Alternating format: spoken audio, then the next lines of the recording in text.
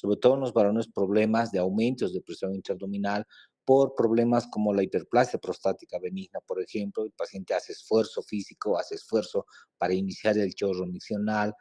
Además, después de los 40 años también hay pacientes que tienen problemas pulmonares, sobre todo obstructivos crónicos, son tosedores crónicos. Después de los 40 años se manifiestan problemas de constipación por complicaciones de la enfermedad de Chagas, por ejemplo, a nivel del colon, etcétera. Entonces, esto hace que aumente la presión intraabdominal y este sea un factor importante desencadenante. Por otra parte, generalmente por encima de los 40 años hay más tendencia también a crear más volumen grasa o de grasa en la pared abdominal, ¿no? Este aumento del peso corporal con aumento del índice de la masa corporal, lo que va a hacer es que el paciente esté catalogado como con sobrepeso, con obesidad, y la grasa, fíjense que infiltra el tejido músculo aponeurótico y al infiltrar hace que esa parte del cuerpo sea más reblandecida y más débil, ¿no? Por lo tanto, estos factores hacen que a medida que pasan los años haya más riesgo de hernias inguinales. Entonces, algunas causas probables de estas hernias, la tos, por ejemplo, porque al toser se moviliza algunos músculos, incluso abdominales, y esto hace que aumente la presión intraabdominal. Decíamos la enfermedad pulmonar obstructiva crónica, porque esto favorece a que también haya aumentos crónicos a nivel de la presión intraabdominal, ¿no? Hay un dato importante, cuando uno tiene indemne el plano aponerótico o el orificio está cerrado, acuérdense que las hernias se producen en orificios naturales o adquiridos. Orificios naturales, por ejemplo, el orificio inguinal interno profundo, que vamos a ver ahorita, el orificio umbilical, que están cerrados. Pero cuando se abre ese orificio o hay una solución de continuidad en la poneurosis, cada vez que el paciente haga un esfuerzo se va a abrir un poco más. Es decir, milímetro a milímetro, centímetro a centímetro, ese anillo va a ir creciendo.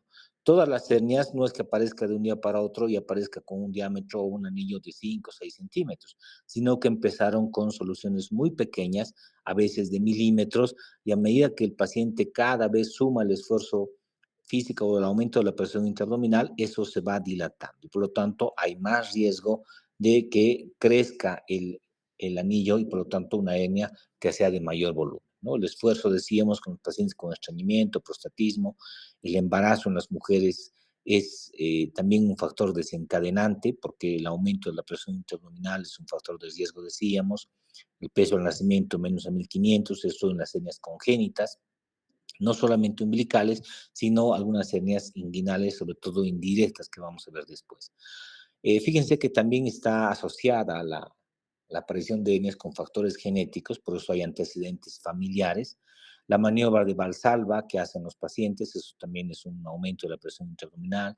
La ascitis aumenta la presión intraabdominal en forma pasiva, el acúmulo de agua distiende la pared y aumenta la presión, ¿no? La posición erecta, de estar mucho tiempo de pie, es otro factor predisponente.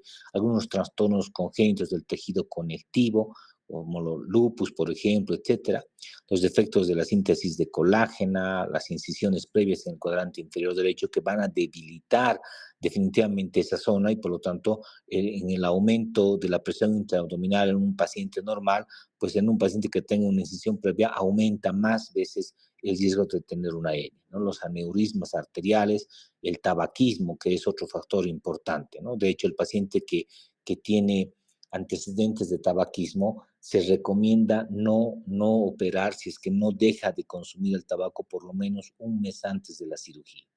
Porque si se opera y el paciente estaba con ese hábito de tabaquismo, generalmente no cicatrizan los tejidos, ¿no? Ahí es donde hay problemas de dehiscencias de puntos, pacientes que no cicatrizan. El cargar objetos pesados, decíamos, es un esfuerzo físico y esto pues lleva definitivamente al aumento de la presión intraabdominal, ¿no? Entonces, vamos a ver ahora, o vamos a recordar más bien la anatomía de esta región inguinal. Esta región inguinal, que si ustedes recuerdan, se encuentra a nivel de la región por encima del ligamento inguinal, cerca a la sínfisis del pubis. Este es un conducto que mide más o menos 4 centímetros de longitud, que tiene una dirección de arriba hacia abajo y de adentro hacia afuera.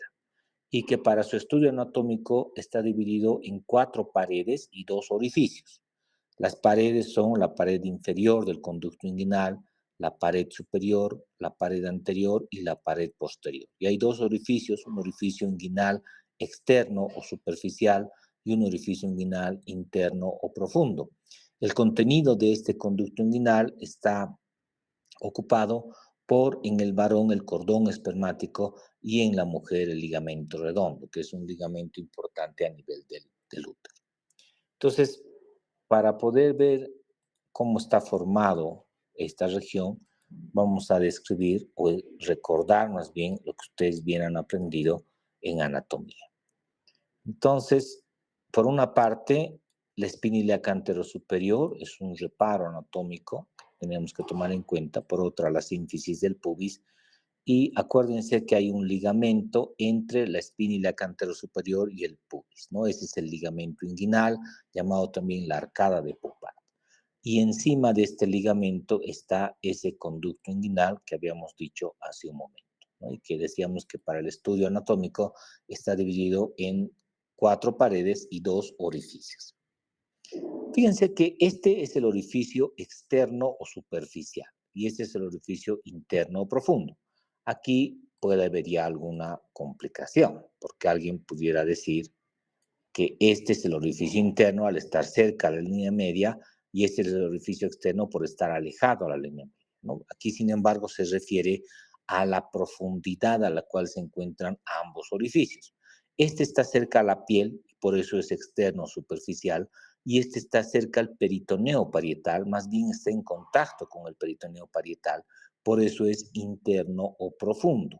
¿Ya? Eso es importante que ustedes recuerden. Y dentro de los elementos anatómicos que forman la pared está formada por los mismos elementos que forman la pared abdominal. Es decir, si ustedes recuerdan, en la clase de la semana pasada, habíamos visto que la pared abdominal está formada por 9 capas y dentro de esas capas estaba el oblicuo externo, el oblicuo interno, el músculo transverso.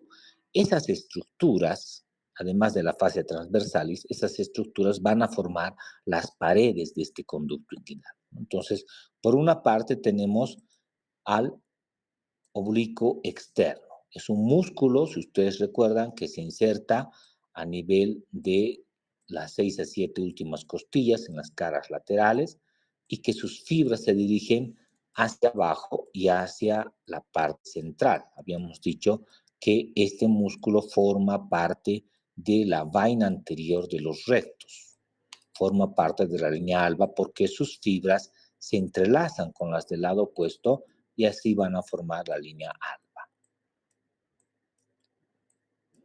A este nivel, en la región inguinal, no existe músculo, porque el músculo termina más arriba.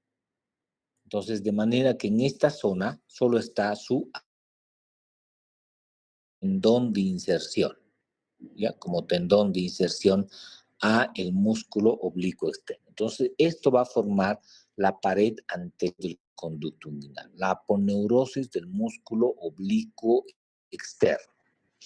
La pared inferior está formado por el ligamento inguinal. El ligamento inguinal, si ustedes recuerdan, es nada más que el borde inferior libre de la aponeurosis del músculo oblicuo externo. Si ustedes recuerdan, decíamos que parte de las fibras del oblicuo externo, sobre todo las que salen de las últimas costillas, ya no van a la línea media, sino que estas van a terminar insertándose en la cresta ilíaca, en la espina ilíaca anterosuperior, y algunas van a llegar incluso hasta el pubis, ¿no es cierto? Entonces, este ligamento inguinal, fíjense que es el borde libre de la aponeurosis del músculo oblicuo externo. Entre la espina ilíaca anterosuperior y el pubis no tiene dónde insertarse este músculo, esta aponeurosis más bien, y por lo tanto se refleja hacia adentro, hace una reflexión posterior y esa reflexión se conoce como ligamento inguinal y va a formar el piso del conducto inguinal. Si nosotros hiciéramos una gráfica y cortáramos este conducto inguinal en un sentido eh, longitudinal, veríamos así, ¿no? Veríamos una parte externa y una parte interna donde estarían las asas de intestino, etcétera, ¿cierto? Hacia la parte interna. Aquí estarían intestino, epiplón mayor, etcétera. Y en medio de ellos estaría el conducto inguinal. Entonces, la pared anterior, habíamos dicho que está formado por la aponeurosis del músculo oblicuo externo. Entonces, si vemos de un corte transversal, veríamos así el músculo oblicuo externo. El músculo oblicuo externo estaría así. Y su aponeurosis forma la pared anterior de este conducto. Después habíamos dicho que la pared inferior está formado por este borde libre del músculo oblicuo externo, de la aponeurosis. Decíamos que no tiene dónde insertarse y al no tener hace una reflexión posterior. Por lo tanto, a este nivel hace esto. Se refleja hacia atrás o hacia adentro, si ustedes quieren. Fíjense, esta es la parte interna. Entonces, al reflejarse hacia adentro, este va a formar el piso del conducto inguinal o también la pared inferior llamada. La pared superior, fíjense que está formado por dos músculos, el músculo oblicuo interno y músculo transverso. Si ustedes recuerdan, ayer habíamos visto que ambos músculos también se insertan en la espina ilíaca anterosuperior, en la cresta ilíaca, y también se insertan a nivel del pubis. Entonces, ambos músculos van a formar la pared superior. Estos músculos, fíjense que a este nivel se unen sus fibras, ¿no? Y la unión del oblicuo interno y músculo transverso se conoce como como tendón conjunto. Entonces, el tendón conjunto es la unión del oblicuo interno y el músculo transverso, ¿no? A este nivel se unen sus fibras. Y este tendón conjunto, así formado, no llega a la altura del ligamento inguinal, sino que termina más arriba. Y fíjense, por eso se inserta como si fuera un arco este músculo. Si este tendón conjunto llegara al mismo nivel que el ligamento inguinal, no habría pared superior y no habría probablemente conducto inguinal porque solo sería una parte que estuviera cerrado. Entonces, después del músculo oblicuo externo está el músculo oblicuo interno. Y después está el músculo transverso. A este nivel, ambos músculos se unen, tanto el oblicuo interno, que es este, y el transverso, que es esto que está aquí adentro. Entonces, ambos se unen y la unión de estos va a formar el tendón conjunto. Y este tendón conjunto va a ser esta pared superior del conducto inguinal. Ahora bien, la pared posterior de este conducto inguinal, en el tercio medio, esto que es el que nos interesa, está formado solamente por la fascia transversalis. La fascia transversalis, que si ustedes recuerdan, era un elemento que no daba mucha resistencia y que por eso se conocía o era más bien comparado como el peritoneo parietal. Después del grupo muscular, si ustedes recuerdan, en la disposición anatómica que decíamos ayer en 9 capas de la pared abdominal, después de este grupo muscular estaba la fascia transversalis, que es como el peritoneo parietal. Entonces, esta fascia transversalis, fíjense, va a formar esta que es la pared posterior del conducto inguinal. Por debajo de esto, si ustedes recuerdan, está el tejido graso preperitoneal y finalmente va a estar el peritoneo parietal. Entonces, fíjense que este conducto inguinal está formado en la pared anterior por la aponeurosis del músculo oblicuo externo, la pared inferior por el ligamento inguinal. La pared superior está formado por el tendón conjunto. El tendón conjunto es la unión del músculo oblicuo interno y músculo transverso. Y finalmente, la pared posterior está formado por la fascia transversalis, ¿no? Así está formado este conducto inguinal. Después, fíjense que habíamos dicho que en el varón discurre por aquí el cordón espermático y en la mujer el ligamento redondo, ¿no? Otro reparo anatómico importante que que debemos conocer, además de cómo está formado anatómicamente, es el famoso triángulo de Hesselbach. ¿Ya? Eso es importante. ¿Cómo está formado el triángulo de Hesselbach entonces? Tenemos algunos elementos anatómicos. Si ustedes recuerdan, ayer también vimos, o la anterior semana, que de este sínfisis del pubis salen dos músculos que son verticales y que llegan hasta la sínfisis hasta el apéndice sifoides, perdón. Son los músculos rectos abdominales, por una parte. Por debajo de este ligamento inguinal hay una arteria, la arteria femoral, y hay una vena que está al lado, que es la vena femoral. Ahora bien, esta arteria y vena femoral, antes que atraviese este ligamento inguinal, porque estos vienen de adentro, antes que atraviese se llama arteria y vena ilíaca externa, antes que atraviese. Después, cuando atraviesa este ligamento inguinal, cambia de nombre y se llama arteria y vena femoral. Antes que atraviese este ligamento inguinal, decíamos, se llama arteria ilíaca externa. Esta arteria ilíaca externa va a emitir un ramo recurrencial que se conoce como vasos epigástricos inferiores. Esta es la arteria epigástrica inferior y lo mismo hace la vena. Da un ramo que es la vena epigástrica inferior. Estos vasos epigástricos inferiores se dirigen a la altura del ombligo. Acuérdense que estas se van a anastomosar con los epigástricas superiores que vienen de la torácica interna y además con la circunfleja ilíaca profunda, con las arterias lumbares, intercostales, etc. ¿No? Habíamos dicho en la anterior clase que hay una rica red vascular a ese nivel. Entonces, ¿cómo está formado ese triángulo de Hesselbach? Por una parte está formado por el borde externo del músculo recto anterior del abdomen, que es esto. Está formado por el ligamento inguinal y está formado por los vasos epigástricos inferiores. Entonces, este es el famoso triángulo de Hesselbach. Bien. Habíamos dicho que en este conducto inguinal hay dos orificios, uno externo superficial, uno interno profundo y que está formado por 4 paredes. En toda esta región inguinal, en toda esta región, solo hay 2 zonas débiles por donde protruyen las hernias, 2 zonas débiles, no hay otra.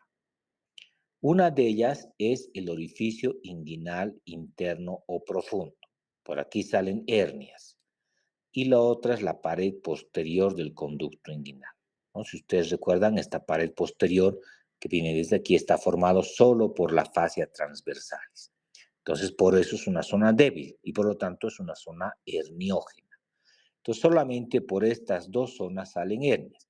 Las que salen por el orificio interno profundo se llaman hernias indirectas, ¿ya? Orificio interno, acuérdense. Orificio interno empieza con I, por eso son hernias indirectas.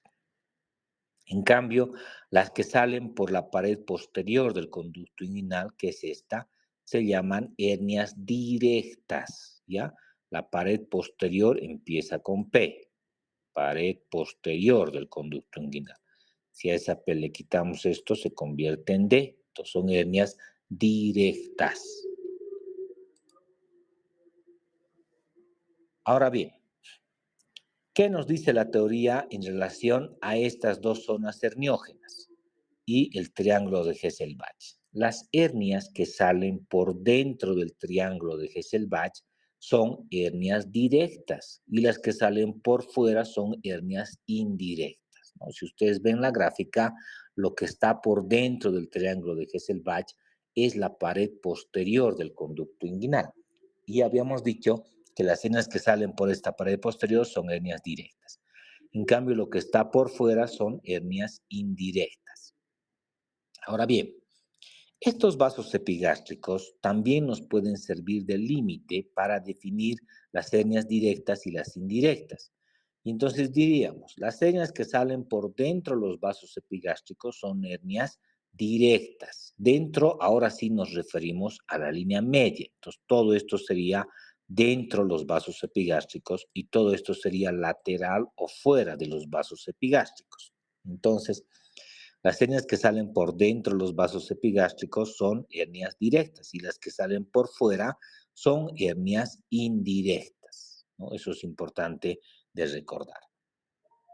Entonces, decíamos que en estas dos regiones salen hernias. Las hernias que salen por el orificio interno profundo son indirectas y las que salen por la pared posterior son directas. Las hernias indirectas pueden ser congénitas o adquiridas. Congénitas es que el niño nace con un orificio abierto a este nivel, ¿no? Y adquirida es que ese anillo se ha cerrado o se ha obliterado y que después con el tiempo se ha vuelto a abrir. A eso se refiere a una hernia adquirida. En cambio, las hernias que salen por la pared posterior son hernias adquiridas generalmente, no son hernias congénitas. Entonces, estas hernias que salen por el orificio inguinal interno profundo, cuando son congénitas, se deben a una falta de obliteración del conducto peritoneo vaginal, ¿no? ¿Y a qué se refiere eso? Cuando nosotros vemos embriológicamente esta región, vamos a ver que el testículo se forma a nivel del abdomen y en su descenso el testículo del abdomen debe atravesar este conducto inguinal para finalmente localizarse en la bolsa escrotal. Entonces, en el desarrollo embrionario, aquí hay un orificio. Este orificio del conducto inguinal se conoce como conducto peritoneo vaginal, porque comunica dos supuestas cavidades. Una la cavidad peritoneal que está dentro y la otra la cavidad vaginal, que es donde va a estar el testículo. Si ustedes recuerdan, el testículo está envuelto en dos túnicas, vaginal interna y vaginal externa. Entonces, a este orificio se conoce como el conducto peritoneo vaginal. Normalmente esto está abierto. Entonces, el testículo, unas 2 semanas antes del parto, atraviesa este orificio y atraviesa el orificio superficial, inguinal, superficial o externo, y finalmente se va a localizar en el escroto o la bolsa escrotal. Cuando atraviesa este orificio debe cerrarse inmediatamente o obliterarse, ¿no? Eso se llama obliteración del conducto peritoneo vaginal. Si no ocurre eso, entonces esto va a permanecer abierto y al permanecer abierto, pues ahí salen las hernias indirectas congénitas.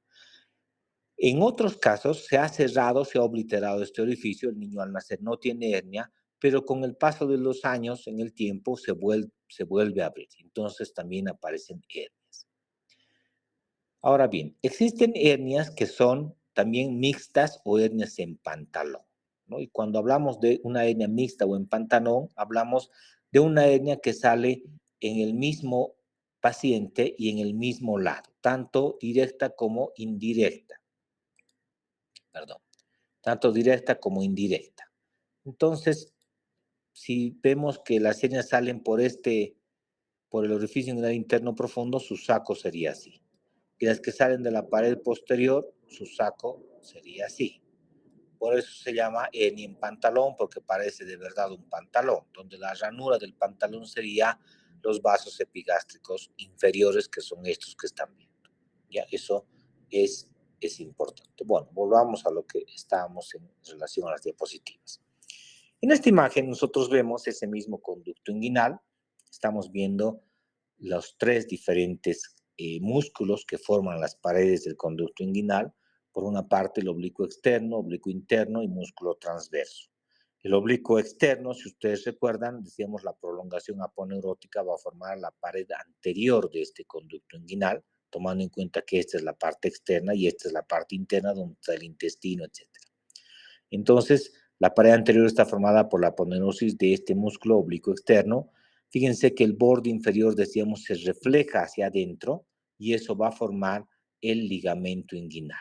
Entonces, esta reflexión posterior de esta aponeurosis se conoce como ligamento inguinal o ligamento de Pupart y esa va a formar la pared inferior del conducto inguinal. La unión del oblicuo interno y músculo transverso va a formar el tendón conjunto y los dos, así formados, van a formar el techo o pared superior del conducto inguinal.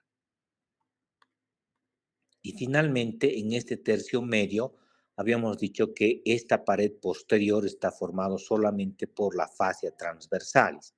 que es un elemento débil y que por lo tanto es potencialmente herniógeno, ¿no? Además, en esta imagen vemos la arteria y vena ilíaca externa, así se llama, decíamos, antes que atraviese este ligamento inguinal. Cuando atraviesa se llama ya arteria y vena femoral, y antes que atraviese da los vasos epigástricos inferiores, ¿no? Y estos vasos epigástricos delimitan la región en dos zonas, una zona lateral, que está donde está ubicado el orificio inguinal interno profundo, y una zona medial donde está ubicada la pared posterior del conducto inguinal, ¿no? En esta parte estaría la sínfisis del pubis. Esta imagen vemos desde la parte interna, desde adentro. Aquí estamos viendo la sínfisis del pubis, estamos viendo el músculo recto anterior del abdomen, tanto el lado derecho, que es esto, y el lado izquierdo del paciente. Esto que están viendo es el ligamento inguinal. Aquí estamos viendo la arteria y la vena ilíaca externa que van a atravesar este ligamento y se va a llamar después femoral, decíamos. Fíjense, antes que atraviese, cómo dan dos ramos recurrenciales que van hacia el ombligo. Acuérdense, el ombligo estaría más arriba a este nivel, ¿no? Esos son los vasos epigástricos inferiores. Y por otra parte estamos viendo esta zona que es el orificio inguinal interno o profundo. A este nivel estamos viendo el conducto deferente, estamos viendo los vasos deferentes, los vasos espermáticos o gonadales, ¿no? Entonces, este sería el orificio inguinal interno profundo, este sería la pared posterior del conducto inguinal, por aquí salen las hernias indirectas y por aquí las directas, ¿no? Además, si nosotros recordamos, este sería el músculo recto anterior del abdomen, este es el borde interno y este es el borde externo de este músculo, y así también se delimita el famoso triángulo de Hesselbach, borde externo del recto anterior del abdomen, el ligamento inguinal y los vasos epigástricos inferiores. Lo que está por dentro es la pared posterior del conducto inguinal, lo que sale por donde salen las hernias directas, ¿no? Y por donde salen las hernias indirectas estaría por fuera de este triángulo de Hesselbach.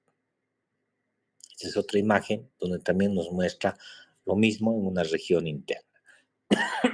Estamos viendo desde adentro. Aquí vemos el tubérculo púbico. Este es el conducto inguinal de ambos lados, así como están viendo. Por una parte vemos el orificio inguinal interno profundo, la arteria y la vena ilíaca externa, los vasos epigástricos inferiores, la pared posterior del conducto inguinal por donde salen las hernias directas, ¿no? Fíjense que esta pared posterior siempre está cerca a la sínfisis del pubis y más lateralmente está el orificio inguinal interno o profundo por donde salen las hernias indirectas, ¿no? Lo mismo a este otro nivel, ¿ya? Bueno, otros reparos importantes que tenemos que conocer es la cicatriz umbilical, por una parte, luego el ligamento umbilical medio, que no es nada más que lo que se conoce como el uraco, ¿no? Es un vestigio embrionario que une el ombligo, si ustedes quieren, con la vejiga, por una parte. Después tenemos el ligamento umbilical medial, que es parte de la vena umbilical obliterada, a ambos lados, y el ligamento umbilical lateral, que son en realidad parte de los vasos epigástricos inferiores que decíamos anteriormente, ¿no? Esto es importante para fines de que vayamos a ver el tratamiento en la cirugía laparoscópica, ¿no? Aquí estamos viendo una imagen parecida ya desde la parte externa, en cambio esta, vemos la sínfisis del pubis, vemos el ligamento inguinal, acuérdense, es un ligamento que va desde la espinilla anterior superior hasta el pubis. Estamos viendo la aponeurosis del músculo oblicuo externo, que es la pared anterior, la pared inferior era ese ligamento precisamente, esta sería la pared superior del que está formado, decíamos, por el tendón conjunto y además la pared posterior que estaría aquí atrás, ¿no? Y en este caso estamos viendo el cordón espermático que es parte del contenido en los pacientes varones, ¿ya? Bueno, yo creo que en uno del tiempo vamos a quedar aquí. Nos veríamos mañana para continuar con la clase. Que les vaya muy bien.